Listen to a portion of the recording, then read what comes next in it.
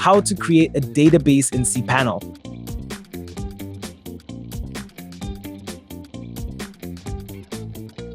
This tutorial will guide you through creating a database in cPanel. Make sure you're already logged into your domains.co.za account and have access to your cPanel dashboard.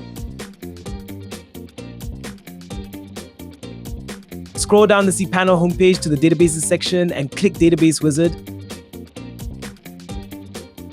Enter a name for the new database. Click Next Step to continue.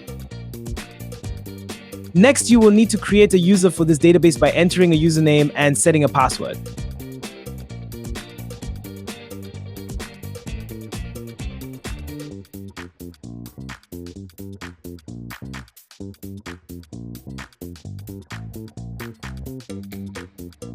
Click Create User.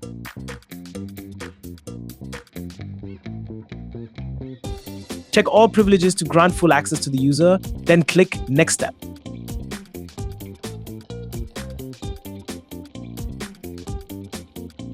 The database and user have been created. Keep the database name, username, and password safe as they are needed for scripts connecting to this database. Get started with domains.co.za today. It's that easy. Domains.co.za.